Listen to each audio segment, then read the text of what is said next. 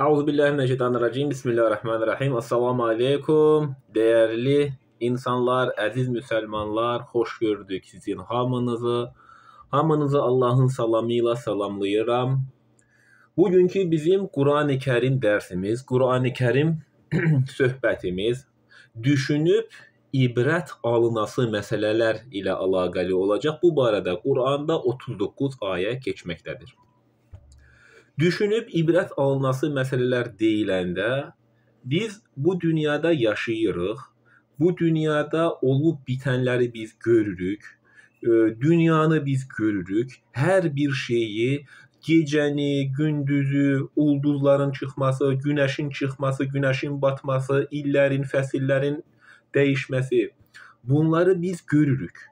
Bunlar uca Allahın müəyyən etdiyi təbiətdə baş verən qanunlar, bunları nizamlayan, nizama qoyan, qaydasına qoyan uca Allahdır.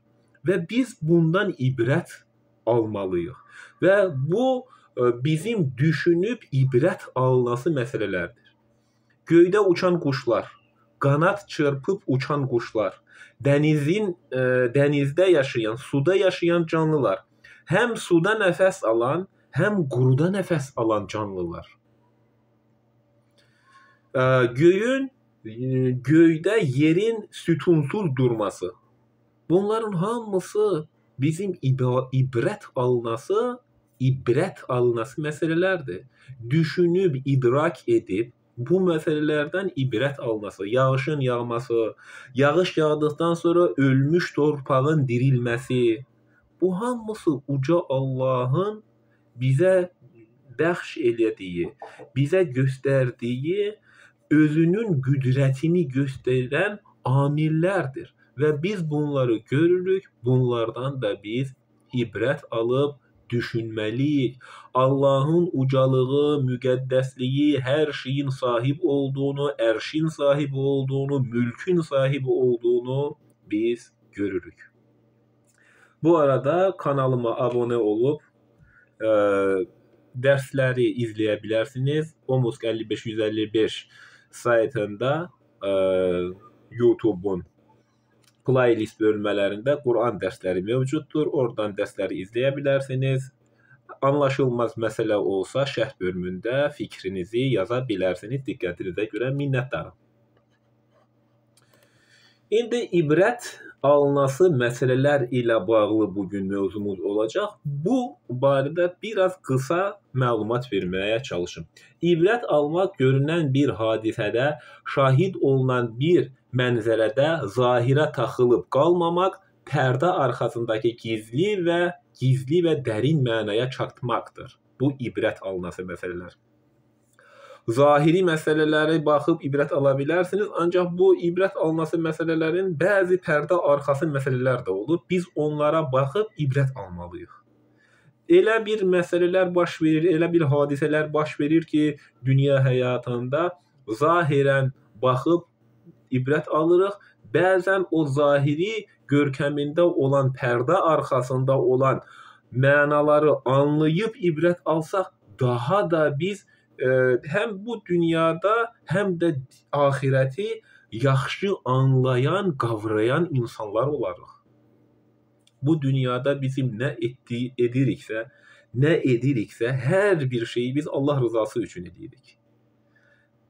Yaxşı işləri də, namazı da, ibadəti də, qurbanı da, hər nə eləyiriksə, ölümümüz də, yaşayışımız da, hər bir şey aləmlərin Rəbbi olan Allah üçündür. Və biz Allahın bizə verdiyi neymətlərə baxıb, ibrət götürüb, bunlardan ibrət dərsi alıb, anlayıb, qavrayıb, ağlımızı işlədib, Allahın ucalığı, müqəddəsliyi, ərşin sahibi olduğu, mülkün sahibi olduğu, yalnız ona qul olub, yalnız ondan şəfaət diləyən, səmimi, Allahın razı olacağı bəndələri olarıq. Biz çalışaq, Allah bizdən razı olsun. Biz Allahın razılığını qazanmağa başlayaq. Allahın bizə qəzəbi olmasın. Allah bizdən razı olsun. Etdiyimiz əmələ görə Allah razı olsun. Yaxşı işləri görəndə o işləri Allah rızası üçün gördüyümüzə görə Allah bizdən razı olsun. Allah bizi qəzəbləyib lənətləyənlərdən biz olmayaq. Çünki bizə Allahın qəzəbi bizə tutsa, Allah bizi lənətləsə, qiyamətdə bizə yardım eləyəcək heç kimsə olmayacaq. Bunun üçün Allahın rızasını qazanmaqdan ötürü yalnız Allaha qul və yalnız Allahın əmrlərinə qeydsiz, şərtsiz boyun əymək. Və dində hökm qoyan yalnız Allahdır. Allah nə deyirsə o. Bu dində heç kəs, heç bir şəxsiyyət, heç bir mürid, imam və peyğəmbər dində hökm qoyma səlahiyyəti yoxdur. Dində yalnız hökm Allah qoyar və Allah nə deyirsə biz onu eləmək məcburiyyətindəyik. Eləməyə də bilərsiniz. Hər kəs doğru yoldan çıxma səlahiyyəti var. İstəyən cəhənnəmə getmək istəyən getsin. Yəni biz bu yolda, doğru yolda çabalar göstərək, çalışaq, əziyyətlər çəkək. Başımıza gələn hadisələr Allahın bizə verdiyi bir neymət kimi görək. Əlimizdə olmayan səbəblərlə başımıza gələn bir hadisə varsa, o da Allahın neymətidir. Allah bizə bir yaxşılıq verəndə biz sevinirik. Amma Allah bizə bir imtihan məqsədi ilə bir çətinlik verəndə məyus oluruq. Belə olmayaq. Allah bizə bir yaxşılıq, bir neymət bəxş eləyəndə sevinirik. Ancaq Allaha dua eləyəsi yerdə biz düşünürük ki, mənim bacarığım və ağlımla mən buna nail oldum. Ancaq Allah bizə bunu qismət edib. Biz Allahı unuduruq. Öz bacarığımızla, özümüzün gücü ilə əldə etdiyimizi düşünürük. Yalnız başımıza bir bəd hadisə gələndə ancaq məyus oluruq. Allah məni çətinliyə saldı deyə biz məyus oluruq. Həm Allahın nemət verdiyi zaman Allaha səmimi qəlblə yalvarın və dua eləyin. Bilin ki, sizə gələn yaxşılıq Allahdandır. Allahdan bir imtihan məqsədi ilə gələn bir çətinlik olsa da, yenə də səbr edin, yenə də məyus olmayın, deyin ki, Allahın mənə bəxş elədiyi bu nemətdir. Həm bizə nemət verəndə Allaha dua eləyin, minnətdarlığını bildirin, həm də başımıza hansısa bəd hadisə gələndə yenə Allaha dua eləyin və başımıza gələn hadisədən ötürü məyus olmayın. Çünki bu dünya imtihan həyatıdır. Cenab-ı Hak bir çox ayəti kərimədə görməzlərmi, baxmazlarmı, düşünməzlərmi, görmədinizmi deyərək bu xüsusa diqqətimizi çəkər və Quranda ayələri oxuyub ondan mənaları anlayıb ondan ibrət almağımızı istəyir. Allah Taala görməzlərmi, eşitməzlərmi, düşünməzlərmi ifadələri bizim üçün işləyir. Biz görməzlərmi Allah Taala deyir, eşitməzlərmi, bilməzlərmi? Niyə ibrət almırlar? Niyə düşünmürlər, ağıllarını işlətmirlər? Bu məsələləri Allah Taala Qur'an-ı Kərimdə bizim üçün çəkir. Çəkir niyə? Biz doğru dini yaşayaq. Allahın dinini yaşayaq. Yalnız ona qul olaq. Qur'anda anlaşılmaz heç bir ayə yoxdur. Bəziləri deyəcəklər, Qur'anda anlaşılmaz ayələr var. Bir ayə bir ayəsini nəqs eləyir. Hədis Qur'an ayəsini nəqs eləyir. Belə şeylər deyənlər var. Qur'anda heç bir dənə ayə yoxdur ki, anlaşılmasın. Hər bir ayə anlaşılan ayədir. Qur'anda anlaşılmayan, anlamayan bir şey yoxdur. Hər bir şey Allah Taala dəqiq və başa düşülən şəkildə Qur'anı açıqlayıb. Qur'anı açıqlama icazəsi yalnız Allaha aiddir. Biz Qur'anı açıqlaya bilmərik.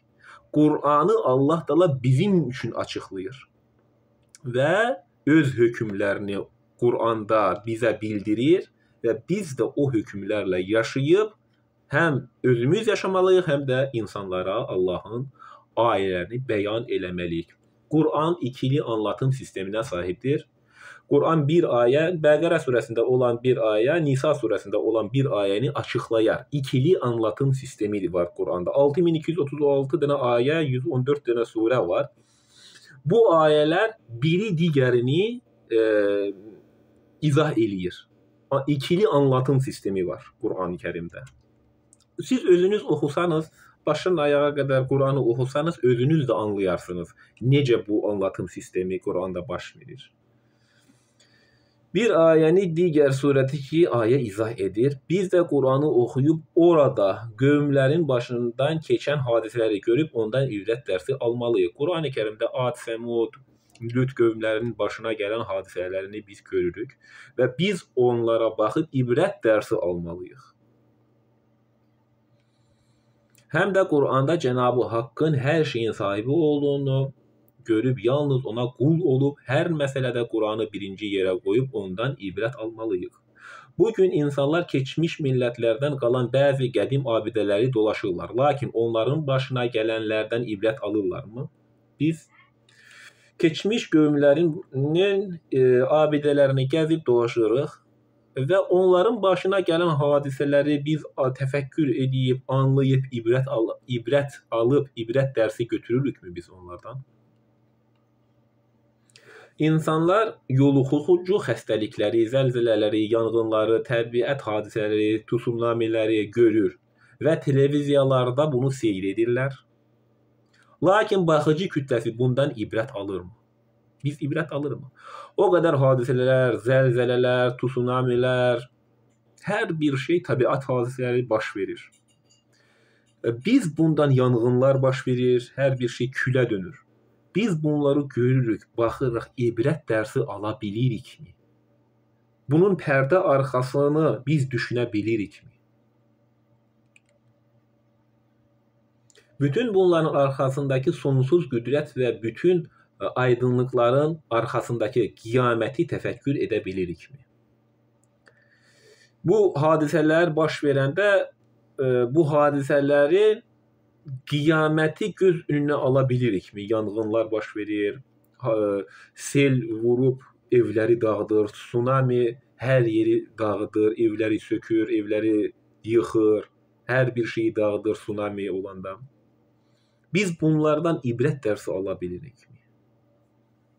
Təbiət hadisələri qiyamət əlamətləri deyildir. Bu, Adəm Peyğəmbərdən sonra bu günə qədər bu zəlzələlər, ildırım çaxması, yağışın çox yağması, küləklərin əsməsi, dəniz səviyyəsinin qalxıb quru yerə dənizin vurması və orada olan evlərin yıxması, bu təbiət hadisələri, küləyin şiddətli külək əsib evləri dağıtması, bu hamısı təbiət hadisələridir. Bu qiyamət əlamətlərlə bu təbiət hadisələrinin heç bir əlaqəsi yoxdur. Çünki bu Adəm Peyğəmbərdən bu günə qədər olan təbiət hadisələridir. Bunlar qiyamət əlamətləri deyildir. Qiyamət əlamətləri deyiləndə hər bir əlamət biz bilirik ki, daha yekunlaşıb. Sonuncu Peyğəmbər Muhammed əleyhissalam da gəlib, ondan sonra Peyğəmbər gəlməyəcək və əlimizdə olan Quran-ı Kərim də özündən əvvəlki bütün kitabları təsdiqləyən kitab əlimizdədir və qiyamətin bütün əlamətləri mövcuddur. Yəni buna heç bir əlamətə, hansısa günəşin əks istiqamətdə doğub batması, Dəccalın çıxması, İsa'nın hüzur olması, Mehdinin hüzur, bunlar hamısı uydurma şeylərdir. Belə bir şey olmayacaq. Qiyamət əlamətsiz olacaq. Təbiət hadisələri qiyamət əlamətidir demək doğru deyildir. Çünki bu Qurana ziddir. Allah Teala qiyamətin anidən bir göz qırpımında heç kimin heç nədən xəbəri olmadığı bir anda qopacağını bizə deyir. Və əlamətsiz olan bir şeyin əlamətləri saymaq da Qurana ziddir. Qiyamət anidən qopacaq. Ancaq biz bu hadisələrə baxıb ibrət ala bilirikmi? Təbiət hadisələrinə biz baxıb ondan ibrət ala bilirikmi? İbrət dərslərini ala bilmək, hadisələrinin sirrinə nail ola bilmək üçün qəlbin vəhi ilə ahəng təşkil etməsi zəruridir. Bu ahəngi təşkil edə bilmək üçün hər halda qul özünü belə mühasibə etməlidir. İbrət nəzərimizi qüvvətləndirməsi üçün Rəsulullah belə buyurmuşdur. Qurana uyğun bir hədisdə Rəsulullahın hər bir sözü Qurana uyğundur. Onun sözü hədis Rəsulullahın hər bir hədis Qurana uyğun olmalıdır. Çünki Muhammed Qurana uyğunsuz bir şey danışmaz. Hər nə deyirsə Qurana uyğundur və hər bir Qurana uyğun hədis də mötəbərdir. Ancaq biz bunu bilək ki, hədis vəhiy deyildir. Hədis Peyğəmbərin sözüdür, Qurana uyğun sözlərdir. Ancaq vəhiy yalnız Qurandır. Quran o deməkdir ki, Quran Allahın sözüdür. Bu Peyğəmbərin sözü deyil. Peyğəmbər bizə o kitabı çatdıran şəxs olur. Quran-ı Kərimdə olan hamısı, bütün ayələr, bütün əmir və qadağalar hamısı Allahın əmri, Allahın sünnətidir. Sünnət də bizim bütün insanların gediləsi doğru yol. Sünnət Peyğəmbərə istinad eləyərək onun söz və davranışları deyirik. Bu səhv anlayışdır. Sünnət Allahın qoyduğu gediləsi doğru yoldur. Bu Quran yoludur.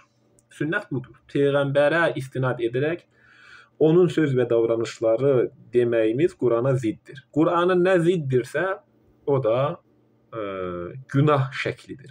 Qurana zid olan bir şey biz danışsaq, biz günah işləmiş oluruq və üsyan eləmiş oluruq. Çalışaq biz nə deyiriksə Qurana uyğun olsun. Danışdığımız da, yaşadığımız da, həm dünya, həm axirət üçün etdiyimiz hər bir şey Qurana uyğun şəkildə olsun. Biz işləyirik, çalışırıq. İşləyəndə faizə yol vermədən işləyək. Faizlə işləsək günaha batarıq. Həmçinin ibadətdə də, işdə də, hər bir şeydə biz Qur'anı ön plana alıb, Qur'anda Allah nə əmr eləyirsə, ona uyğun özümüzü yaşayaq. Davranışımız Qur'ana uyğun olsun. Allah nə deyirsə o. Ölümü çoxca təfəkkür edib zikr etməyi əmr etmişdir. Ölüm bizə faciə deyildir. Ölüm bir qapıdan girib digər qapıdan çıxmaq kimidir. Faciə deyildir. Faciə ona olsun ki, ölüm o Qur'andan uzaq olub, Allahın əmrlərini tanımayan insanlar üçün onlara faciədir. Allah Taala deyir, Qur'an yolu ilə gedənə nə qorxu, nə üzüntü var. Yəni biz Qur'an yolu ilə gedək, həm bu dünyada, həm də axirətdə bizə nə qorxunun, nə də üzüntünün olmayacağını deyir. Allah bizə bunu garantiya eləyir. Allah Qur'an-ı Kərimdə bizə bunu bildirir. Biz doğru yol, bu dünyada biz doğru yol gedək, həm bu dünyada, həm də axirətdə bizə nə qorxu, nə də üzüntü var. İnsanı məhv eləyən şey də qorxudur. Hər canlı ölümü dadacaq, lakin biz hər zaman, hər an ölümə hazırıqmı? Ölümə hazırıqmı? Sualı özünüzə bu sualı soruşun. Kim özünü evdə oturub düşünürsə, evində olan vaxt və yaxud da işləyən vaxt hər bir yerdə olanda mən ölümə hazırammı? Sualı özünüzə verin və cavabı da özünüz tapacaqsınız. Ölüm insana anidən gəlir, anidən hazırlıqsız insan ölümə yaxalanır.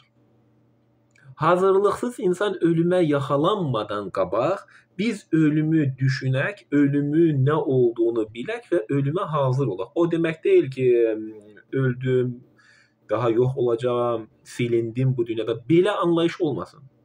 Sən ölümə hazır ol, Allah Taala Qur'an-ı Kərimdə nə deyirsə onu yaşayaraq, onu yaşadaraq insanlara çatdıraraq, doğru dini yaşayaraq. Doğru din də Allahın dinidir. Hesab verməyə hazırıqmı? Arada bir qəbirstanlığa get, oradakı məzar daşlarından hal lisanı ilə yüksələn səssiz fəryadları dinlə.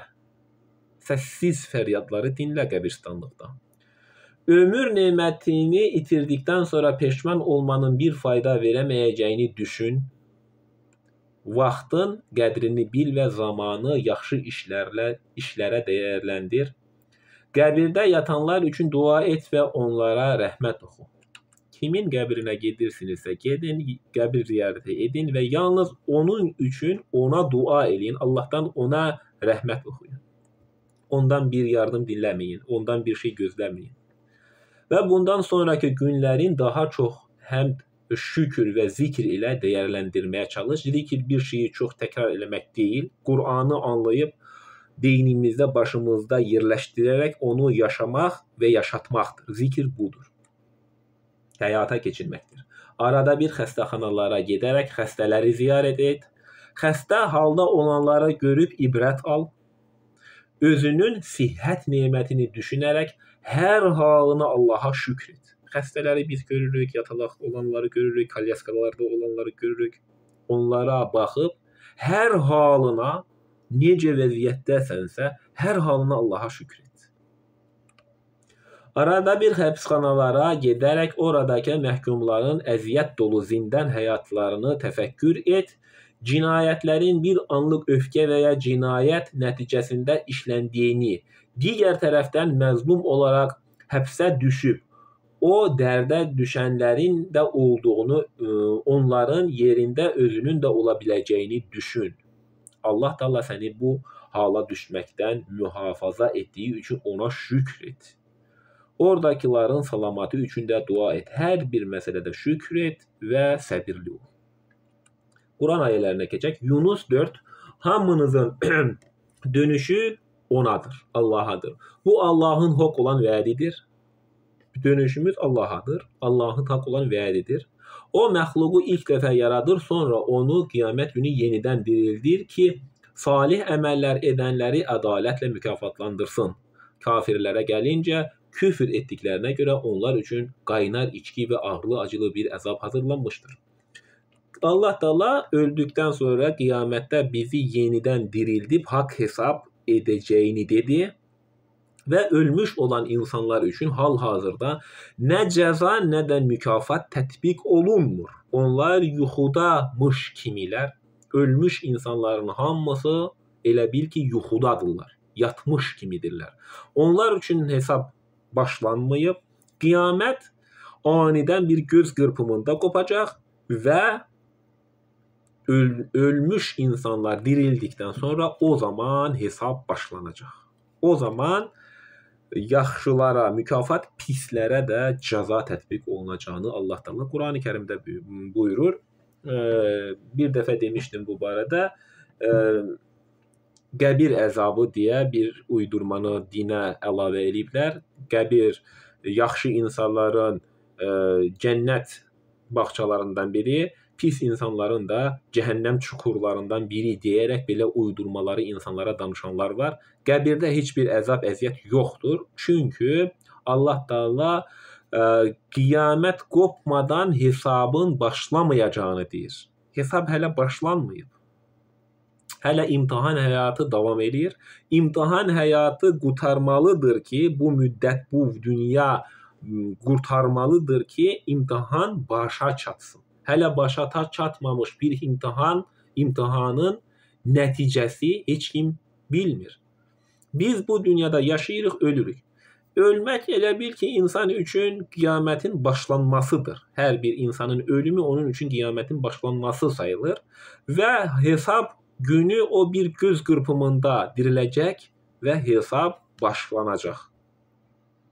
Həm yaxşıların, həm də pislərin. Onların üçün mükafatlar da, cəza da axirətdə tətbiq olunacaq. Günəşi işıqlı, ayı nurlu edən, illərin, ayın və hesabı biləsiniz deyə ona mənzillər, səfhələr müəyyən edən odur. Allah bunları yalnız haqq naminə yaratmışdır. O ayələri bilən adamlara belə izah edir. Doğrudan da gecə ilə gündüzün bir-birini əvəz etməsində Allahın göylərdə və yerdə yaratdıqlarında özünü səhvlərdən qoruyan adamlar üçün dəlillər vardır.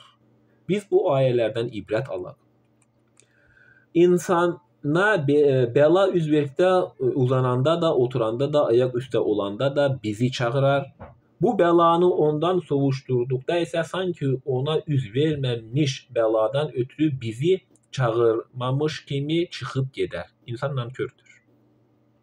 Həddi aşanlara etdikləri əməlləri beləcə gözəl göstərilmişdir. İnsanın başına bir bəla gələndə insan məyus olar.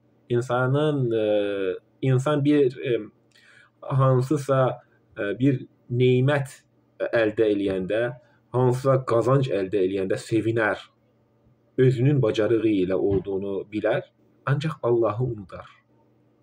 Əlimizə və həyatımıza baş verən yaxşı işlər baş verirsə, insan nədən sevinər? İnsan övlad sahibi olanda sevinər.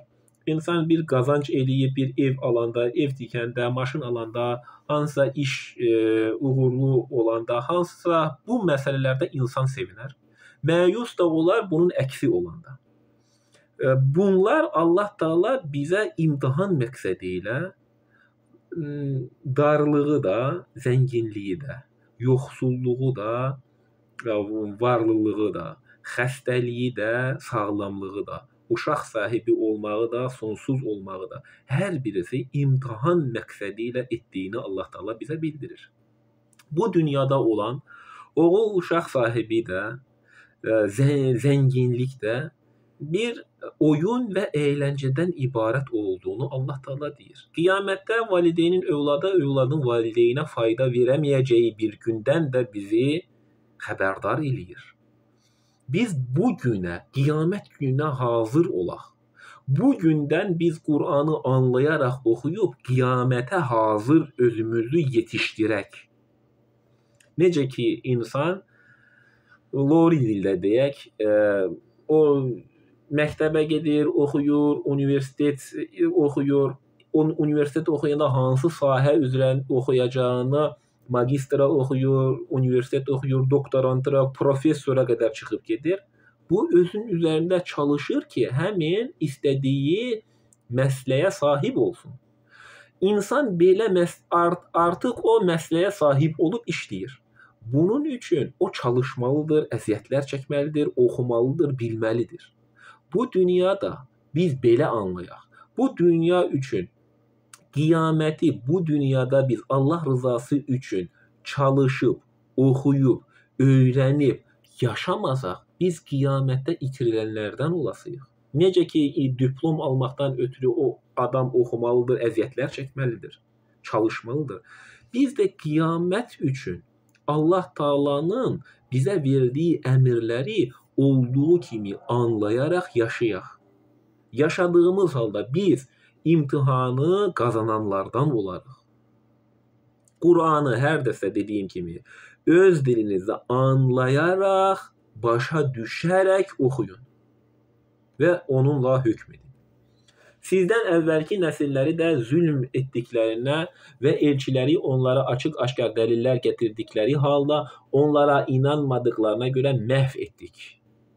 Bizdən əvvəlki nəsilləri Allah Taala deyir. Ad, Səmud, Lüt qövmləri Allah həlak etmişdir. Biz Quran ayələrində biz bunu görürük.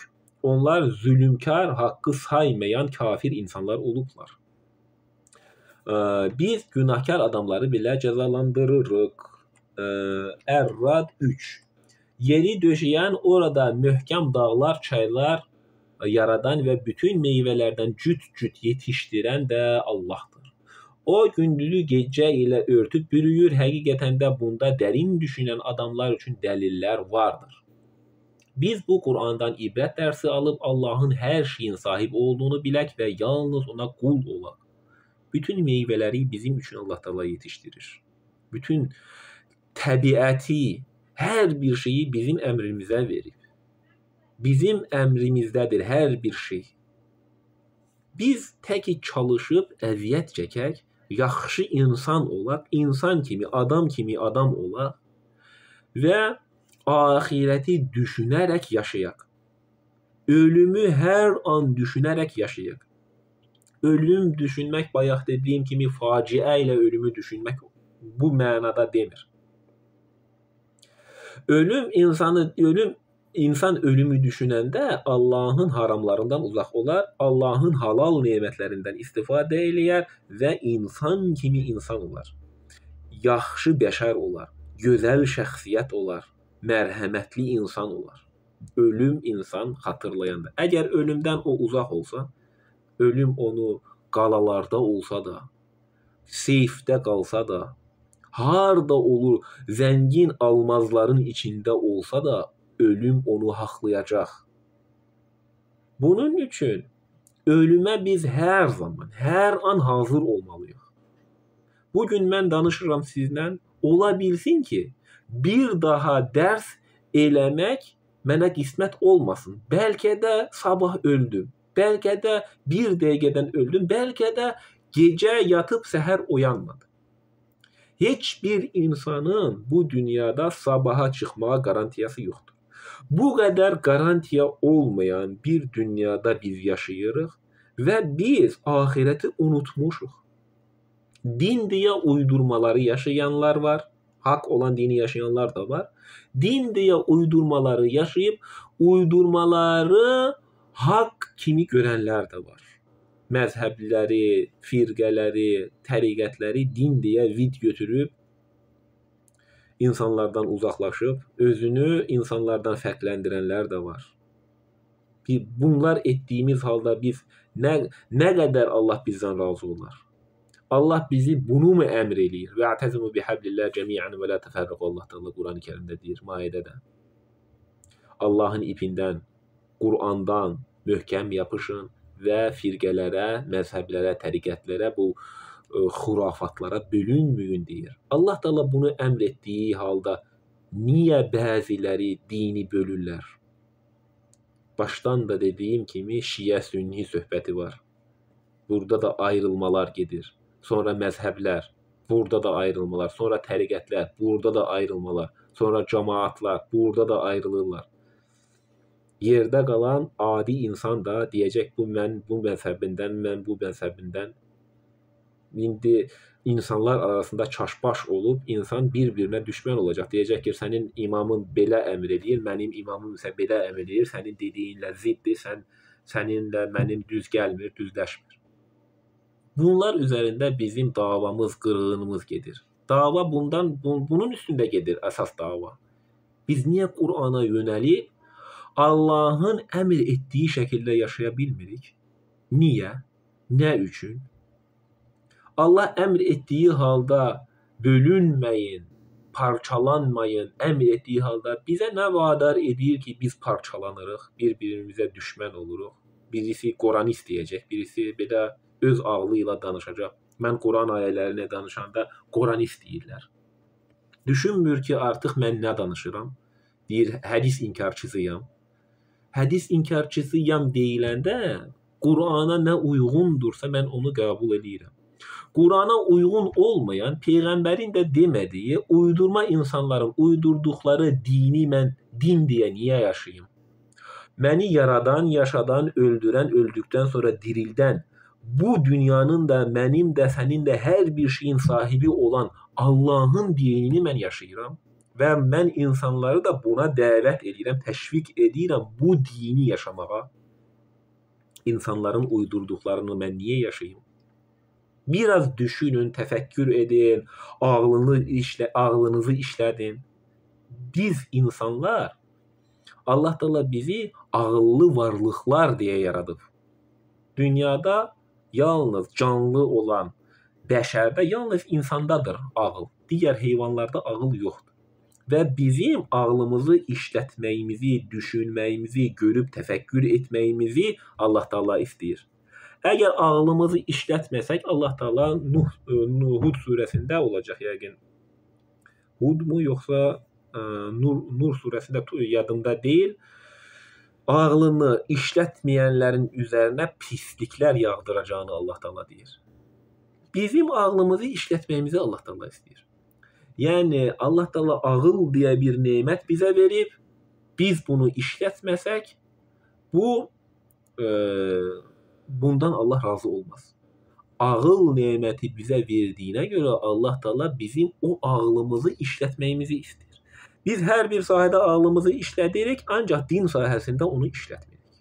Din sahəsində bir hansısa özünü molla deyən və yaxud da dindar zənn eləyən təriqət aliminin dalınca insanlar gedirlər. Quranı yalnız ağlayaraq musiqi ilə oxuyurlar, ondan hökm çıxarmırlar. Əfsuslar olsun ki, biz çox müsəlman, Quransız müsəlmanlarıq. Quran var, onu oxuyub, onunla hökm edən azdır. Yeri döşəyən, orada möhkəm dağlar, çaylar yaradan və bütün meyvələrdən cüt-cüt yetişdirən də odur. O gündüzü gecə ilə örtüb bürür, həqiqətən də bunda dərin düşünən adamlar üçün dəlillər vardır. Biz bu Quranda ibrət dərsi alıb Allahın hər şeyin sahibi olduğunu bilək və yalnız ona qul olaq. Yer üzündə bir-birinə yaxın müxtəlif münbitli torpaq sahələri vardır. Burada torpaq qitələri nəzərdə tutulur. Məsələn, Amerika qitəsi dənizin o tayında, Rusiya bu tayında bu qitələr nəzərdə tutulur. Torpaq münbitləri vardır. Torpaqlar başqa-başqa münbitlərdədir və arada dənizlər var. Afrika, Asiya, Amerika, Rusiya, bunlar arasında dənizlər var və qitələr ayrı-ayrı yerlərdədir. Burada bu məna kəsb edir burada. Üzüm bağları, əkinlər, şaxəli-şaxəsiz xurma ağacları vardır. Onları eyni su ilə suvarılır, lakin biz yeyilməsinə görə onların birini digərindən üstün edirik. Hər bir yediyimiz meyvənin özünə məxsus dadı vardır. Meyvə ağacları eyni su ilə suvarılır, ancaq bütün meyvələrin dadı fərqlidir. Onlar eyni su ilə suvarılır, dadı fərqlidir.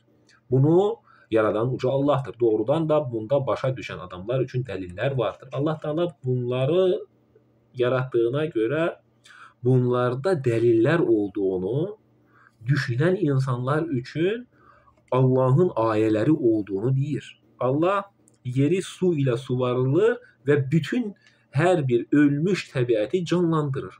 Və burada Allah Taala deyir, ağıl sahibləri üçün, düşünən insanlar üçün ibrət alası məsələlər var deyir. Ən-Nahl 9, Allah doğru yolu göstərir, əyri yollarda vardır. Əgər tərcihi Allah etsəydi, istədiyi hamınızı yola gətirərdi. İstəsəydi hamınızı yola gətirərdi. Göydən su endirən odur. Bu həm sizin içməyiniz, həm də içində mal-qara otarmağınız, otların bitməsi üçündür. Həm içirik, həm mal-qaradan içirdirik.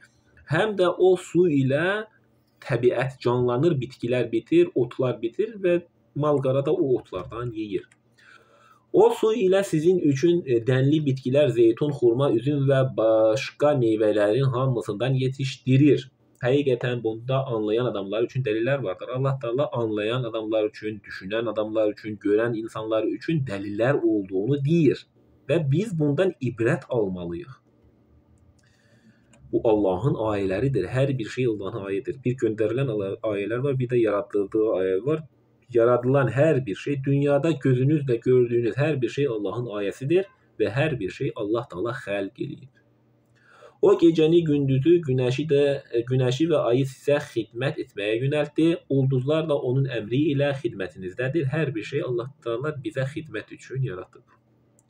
Sözsüz ki, bunlarda anlayan insanlar üçün əlamətlər vardır. Yer üzündə sizin üçün yaratdığı müxtəlif rənglərlə yetişdirdiyi nə varsa, şübhəsiz ki, bunda düşünüb ibrət alan insanlar üçün dəlillər vardır. Müxtəlif rənglərdə yetişdirdiyi hər bir şey. Biz baxırıq bənövşəyə, başqa bir rəngdədir. Rozaya baxırıq, başqa bir rəngdədir. Hansısa liliyə baxırıq, başqa bir. Hər bir çiçəyin başqa rəngi, özünə məxsus iyisi var. Bu Allahın dəlillərindən, Allahın ayələrindəndir. Həmçinin meyvələrdə də almanın bir forması, armudun bir forması, narın bir forması, hər birin özünə məxsus forması var, özünə məxsus dadı var. Eyni su ilə suvarılır, ancaq dadı və forması başqa-başqadır. Bu Allahın ayəsidir və düşünən insanlar üçün burada ibrətlər vardır. Allah göydən yağmur yağdırıb onunla ölmüş yeri dirildir. Həqiqətən bunda eşidən adamlar üçün dəlillər vardır. Yenə də Allah Taala bunu deyir. Eşidən insanlar üçün dəlillər vardır. Rəbbin bal arısına belə bildirdi. Dağlarda, ağaclarda və insanların düzəltdiyi çardaqlar da özünə pətək hör. Sonra bütün meyvələrdən ye və Rəbbinin səndən ötürü asanlaşdırdığı yollarla get bal arısına. O arının qanunlarından tərkibində insanlar üçün şəfa olan müxtəlif rəngli bal çıxır. Həqiqətən bunda düşünən adamlar üçün dəlillər vardır. Bir arını fərz eləyin, o arı nektar, çiçəklərdən, güllərdən nektar yığıb bal hazırlayır. Düşünən insanlar üçün burada dəlillər yoxdur. Düşünən ağıl sahibləri üçün burada Allahın göstərdiyi, yaratdığı bu nemətlərdə dəlillər vardır. Ağıl sahibləri üçün. Biz düşünək və cavabı özümüz də taparıq. Əl-Müminun 21 həqiqətən ev heyvanlarında da sizin üçün ibrət vardır. Ev heyvanlarında ibrətlər vardır. Biz onların bətnində olanlardan sizlərə içirdirik, heyvanlardan, mal-qaradan süd içirik. Sizin üçün onlarda başqa faydalar da vardır. Qoyun və keçinin yunundan da istifadə edirik, yastıqlar, yataqlar düzəldirik yunundan. Üstəlik onlardan yeyirsiniz də. Ən'am, qoyun, keçi, dəvə və mal. Bunların ətlərindən həm yeyirik, həm istifadə edirik yunundan. Onların ətləri də yeyirik. Ən'am heyvanları, qoyun, keçi, dəvə və inək növləridir və bunlar da ənam deyiləndə bunlar nəzərdə tutulur. Bunlar da qurbanlıq heyvanlardır, ev heyvanlarıdır bunlar. Bizim faydamız üçün bunlardan süd içirik, ətlərindən yeyirik, yunundan istifadə edirik. Siz həm o heyvanlarla at və eşək növlərindən minik kimi də istifadə edirik, həm də gəmilər ilə daşınırsınız. Biz həm heyvanlarla daşınırıq, həm də gəmilərlə daşınırıq, dənizdə olan gəmilərlə. Daşınılan heyvanların at və eşək olduğunu görürük. Bunları biz minik kimi də atları, eşəkləri istifadə edə bilirik. Əl-Şuara 7. Yoxsa onlar yer üzündə cürbəcür gözəl bitkilər bitirdiyimizi görmürlərmi? Allah Teala bu dünyada cürbəcür bitkiləri bitirdiyini görmürlərmi deyir. Görmürlərmi? Eşitmirlərmi? Anlamırlarmı? Allah Teala bu xüsusa bizi dəvət edir. Görmürlərmi? Biz baxırıq çöldə müxtəlif bitkilər, müxtəlif çiçəklər, müxtəlif ağaclar bitir. Biz bunlara baxıb görmürükmü Allahın müqəddəsliyini? Biz bundan niyə ibrət almırıq? Hər şeyə sahib olduğunu, Allah bir şeyi yaratmaq istədikdə yalnız ona ol əmri verər, o da olar. Həqiqətən də bunda bir əlamət vardır. Lakin insanların əksəriyyəti yenə də iman etməz. Allah Teala hər bir şeyi yaradıb, bizim əmrimizə verib. Anlayan insanlar üçün ibrətlər vardır, anlamayan insanlar üçün yenə onlar anlamazlar. Anlamamazlığa uğrarlar. Əl-Ənkəbut 14. Biz Nuhu öz qövmünə peyğəmbər göndərdik ki, o aralarında 950 il qaldı. Nuh 950 il qalıb onların arasında. Nəhayət qövmü yanlışlar içərisində olduğu bir anda o tufan onları alıb götürdü. Nuh qövmünü haqqa dəvət eləmişdi və qövmü inkarçılar olduğu üçün onlar Nuha inanmadılar. Nuhun gəmisinə minmək istəmədilər. Tufan qopdu və ona inananlar gəmiyə mindi. Həm heyvanlar, həm insanlar. İnanmayanlar isə suda qərq olub boğuldular. Biz onu və gəmidə olanları xilas etdik və onu hər kəs üçün bir dəlil etdik. İbrahimi də elçi göndərdik. Bir gün qövmünə dedi ki, Allaha qulluq edin və ondan çəkinin. İbrahim öz qövmünə belə buyurur. Allaha qulluq edin və Allahdan çəkinin. Sizin üçün xeyirli olan budur. Bunu bilsəniz, bütün nəbilər öz qövmlərini Allaha qul olmaya çağırıblar. və haqqı batildən ayırt etmək üçün hər bir nəbiyə də kitab verilib. Həmin kitab da əlimizdə olan Quran-Kərimdir. Qövmünün cavabı isə ancaq İbrahim peyğəmbəri ya onu öldür ya da yandırın demələri oldu. Qövmün insanları İbrahim peyğəmbəri öldürmələri və ya yandırmaları istədilər. Lakin Allah onu oddan qorudu. Allah İbrahimi qövmün zülmündən qurtardı. Onlar İbrahimi yandırmağa çalışdılar. Allah Taala isə İbrahim peyğəmbəri qövmün zülmkar insanlardan İbrahimi qorudu. Doğrudan da bunda inanan adamlar üçün bir ibrət vardır. İnanan, ağlını işlədən insanlar üçün bu ayələrdə ibrətlər vardır. İbrahim dedi, siz aranızda ancaq dünya həyatına bəslədiyiniz vurğuluğuna görə Allahı qoyub bütlərə sitayiş edirsiniz. İbrahim qövmü bütpərəst idi, həm də İbrahim atası da bütpərəst olub. Sonra isə qiyamət günü bir-birinizə kafir adlandırıb lənətləyəcəksiniz. Bu insanlar, bütpərəstlər bir-birinə kafir adlandırıb lənətləyəcəklər. Həm bütpərəstlər, həm də Allah ilə arada rabitə eləyərək Allaha kimisə tay tutanlar varsa, rabitə eləyənləriniz varsa, Allaha kiminsə yolu ilə yaxınlaşmağını istəyirsə, Allah ilə arada qoyduğunuz o insanlar varsa, o gün bir-birinizi kafir adlandırıb lənətləyəcəksiniz. Allah Taala deyir. Sığınacağınız od olacaqdır. Sizə yardım edə bilən kəs də tapa bilməyəcəksiniz. Onun üçün nə rabitəni, nə də Allaha tay tutmanı bu kimi yolları tərgiyin, yalnız Allaha qul olun. Birbaşa Allaha niyə ibadət eləyib ona dua edə bilmirsiniz? Edənləriniz var, Quranı anlayanlarınız var, bilirəm. Amma anlamaq istəməyənlərinizin əksəriyyəti çoxluq təşkil edir. Anlamaq istəyənlər azdır. Biz bunu anlayaq. Çünki qula qul olmayaq. Allah Taala deyir, əgər ibadətdə şirkə yol versəniz, ibadətiniz puç olar. Yox olar. Etdiyiniz ibadətiniz yox olmasın deyə yalnız Allaha qulluq edin. Qula qul olmayın. Ər-Rum 15 iman gətirib yaxşı işlər görənlərə gəlincə isə onlar cənnət bağçalarında şadlıq, sevinç içində olacaqlar. Kafir olub ailələrimizi və axirətə düşəcəklərini yalan sayanlar isə əzaba məruz qalacaqlar. Odur ki, siz axşama çatanda və səhərə çıxanda Allaha qulluq edin.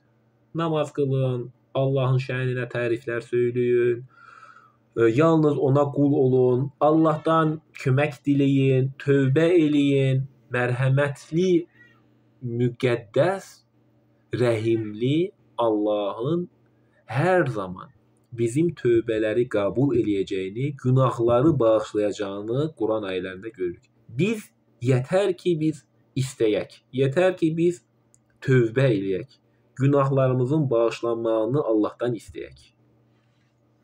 Göylərdə və yerdə hər şeyi gözəl etmək həmd ona məxsusdur. Hər bir şeyi gözəl şəkildə yaratmaq həmd Allaha məxsusdur. Axşam çağında da, günortaya yetişəndə də ona qulluq edin. Burada məqsəd Allaha qulluq etmək, namaz qıl, yardımı yalnız ondan dilə, şəfaəti yalnız ondan istə, bu mənalara gəlir. O ölüdən diri, dirindən də ölü çıxarır. Yeri ölümündən sonra dirildir. Siz də qəbirlərinizdən belə dirildilib çıxarılacaqsınız. Allahın sizi torpaqdan xəlq etməsi onun dəlillərindəndir. Allah Taala insanları torpaqdan, cinləri isə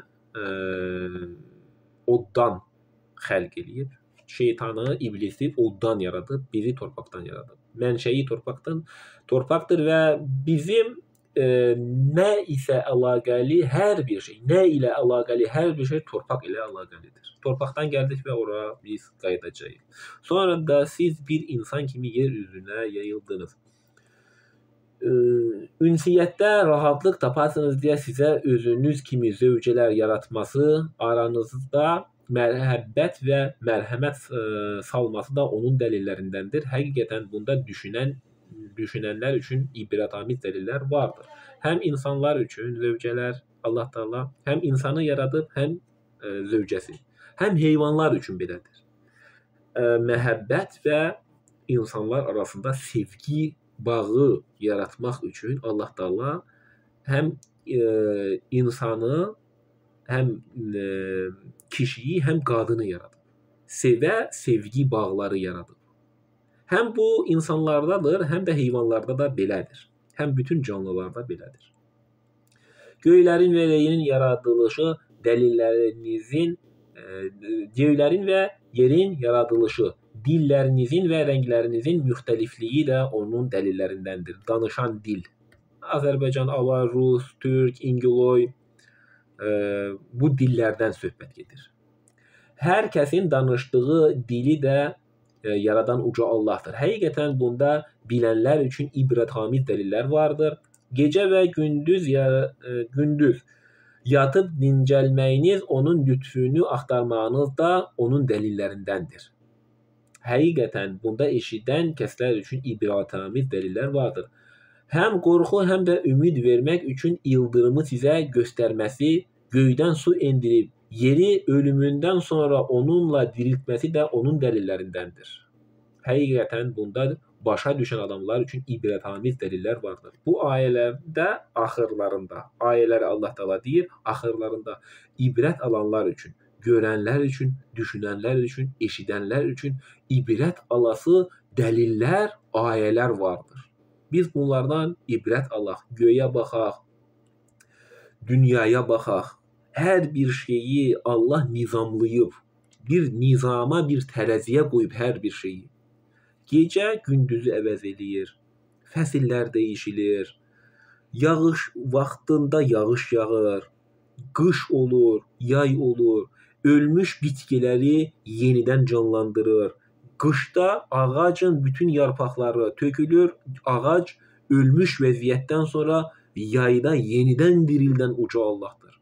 Bu Allahın dəlilləri və ayələridir. Allah Taala bizim bunlara baxıb Allahın hər şeyin güc sahibi olduğu, mülkün sahibi olduğu və hər bir yaratdığı şeylərin sahibi olduğunu görmək üçün bizi Qurana dəvət eləyir ki, biz anlayıb yaşayaq. Biz baxırıq çöldə, çöldür də nə var ki? Belə olmasın. Təfəkkürümüz belə olmasın. Düşüncəmiz belə olmasın. Yaradılmış şeylərə baxıb ibrət almağa öyrənək. Yaradılmış şeylərə baxıb Allahın ucalığını və müqəddəsliyini bilib ibrət alaq. İbrət dərsləri alaq. Göyün və yerin onun əmri ilə öz yerlərində sabit qalması da onun dəlillərindəndir. Göy sütunsuz qalır. Bu Allahın dəlillərindəndir. Yer öz oxu ətrafında fırlanır. Allahın dəlillərindəndir. Gecə gündüz Allahın dəlillərindəndir. Yağış yağması, fəsillərin çıxması, hər bir şey Allahın dəlillərindəndir. Allah Taala bizi bunları anlayıb yaşamağımızı istəyir. Bayaq dediyim kimi gündür də, ya da gecədir, ya da yağış yağır, ya da ildırım çaxır. Bunlar baş verir də, bu adi bir şey. Belə düşüncə və təfəkkür olmasın. Bunların pərdə arxası mənalarına baxaq və ildırım çaxır adi bir şeydir. Belə təfəkkürünüz olmasın. İldırım çaxması Allahın qüdrəti və onun əzəməti ilə, onun gücü ilə olur. Və biz həmd ilə şükr eləyək hər bir şeyə. Hər bir sahədə Allaha şükr eləyən bəndələr olaq. Göyün və yerin onun əmri ilə öz yerlərində sabit qalması da onun dəlillərindəndir. Sonra da sizi bir dəfə çağıran kimi dərhal qəbirlərinizdən qalxıb çıxarılacaqsınız, qəbirlərindən çıxarılacağıq. Bir dəfə çağıracağıq, Allah Taala bizi bir dəfə çağıracaq və bütün ölmüşlər qəbirlərindən çıxacaqlar. Göylərdə və yerdə olan hər şey ona məxsusdur. Hamısı ona təzim edir. Hər bir canlı, təbiət, ağac, hər bir şey Allaha təzim edir. Ancaq insanların bəziləri və cinlərin bəziləri müşrik və kafir olanlar Allaha ibadət eləməyib kafirliyi seçənlər var. Bunlar insanlar və cinlərdir. Təbiətdə olan hər bir canlı heyvan, hər bir ağac Allaha təzim ilə baş əyir, səcdə eləyir. İnsanların da səcdə eləyənləri var. Bayaq dediyim kimi insanların yaxşıları da, pisləri də var. Cinlərin də yaxşıları da var, pisləri də var. İman eləyənləri də var, inkar eləyənləri də var. Məxluqatı ilk dəfə yoxdan yaradan, sonra onu bir daha təkrarlayan odur. Bu da onun üçün çox asandır. Göylərdə və yerdə olan ən üstün misallar ona aiddir. O qüdrətlidir, müdrikdir. Əs-Sad 27. Biz göyü, yeri və onların arasındakilərini nahaq yerə xəlq etməmişik. Allah Taala deyir. Bu dünyanı da, yeri də, hər bir şeyi də Allah Taala nahaq yerə xəlq eləməyib. Bu kafirlərin zənnidir. Vay o kafirlərin oddakı halına. Allah Taala bu dünyanı, hər bir şeyi yalnız və la tufariqu cinnə vəl insə illə liya'budun. Yalnız bizim bu dünyada olmağımızın səbəbi Allaha ibadət etməyimizdir. Allah insanları da, cinləri də yalnız ona ibadət etsin deyə, Allaha ibadət etsin deyə yaradıb. Bizim bu dünyada olmağımızın məqsədi, mənası budur. Və biz göyü və yeri onların arasındakiləri nahaq yerə xəlq etmədik, Allah Taala deyir.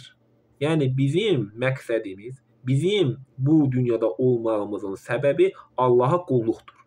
Allaha ibadətdir. Ona layiqli bəndə olmaqdır. Biz heç iman gətirib yaxşı işlər görənləri yer üzündə fitnə fəsad törədənlərlə tay tutarıqmı? İman eləyənlərlə etməyənləri Allah Taala heç tay tutarmı? Ya da Allahdan qorxanları günahkarlara tay tutarıqmı? Allahdan qorxan, ona səmimi qəlbdən təslim olan və Allaha təslim olmayan insanları Allah tay tutarmı? Tutmaz. Və bu mübarək kitab insanların onun ayələri düşünüb anlaması və ağıl sahiblərinin də ondan ibrət götürməsi üçün sənə nazil etdik. Bu Quran dünyada ən çox oxunan kitabdır. Ancaq onu anlamayaraq musiqi, avazla bəziləri də ağlayaraq oxuyurlar. Allah isə bu Quranı düşünüb anlaması üçün ağıl sahiblərinə bir nümunə olaraq, bir yol göstəricisi olaraq nazil etdiyini deyir. İnsanlar isə bunu ağlayaraq oxuyur. Ağlayaraq, anlamayaraq oxuyanda biz doğru yolu necə anlayasıyıq? Hardan anlayasıyıq? Bu kitabdan biz doğruları anlayasıyıq. Ancaq onu ərəbcə oxuyurlar ağlayaraq. Anlamasa sən doğruları hardan biləcəksən? Sən ancaq Allahın dediyi doğruları yaşa. İnsanların dediyi doğruları yaşamağa çalışma. Onlara insanları təşviq eləmə. Təşviq elə, Allah Quranda dediyi ilə yaşa. Mən də sizi ora təşviq edirəm. Mən özümə dəvət eləmirəm heç kəsi. Allah bizi Qurana anlamaya çağırır. İnsanların bəziləri də Quranı onu anlamamaya çağırıb, oxuyub savab qazanan bir Quran kitabı kimi təqdim edirlər. Biz Quranı başa düşərək öz dilimizdə oxuyub anlayaq, yaşayaq, həyata keçirək. Bugünkü Quran-ı Kərim söhbətimiz düşünüb ibrət alınası məsələlərlə əlaqəli oldu. Quran işığında mən məsələləri bacardığım qədərilə sizə izah eləməyə çalışdım. Siz də Quranda bu barədə ibrət alası məsələləri eşitdiniz, bildiniz, anladınız. Biz bu Quranda ibrət alaraq daim onu anlayaraq oxuyaq, ağlayaraq yox, anlayaraq oxuyaq. Biz Qurandan misallar götürüb Quranı həyatımıza, ömrümüzə daşıyaq və onunla hökm edərək yalnız Allahın əmrlərini insanlara bəyan edək. Allah Taala Quranda nə deyirsə onu eləyək və Allahın haram elədiyi, qadağa elədiyi hökmlərə, haram olanlara yaxınlaşmayaq, Allahın halal nemətlərindən istifadə eləyək. Bu dini doğru anlayıb, doğru yaşayanlardan və doğruları insanlara çatdıran səmimi, gözəl əxlaq sahibi möminlərdən olaq. Həm bu dünya, həm də axirət bizim üçün gözəl olar. Və aleykum və salam və rəhmətullah və bərəkatuhu. Söhbəti dinlədiyinizə görə minnətdaram. Sağ olun, var olun.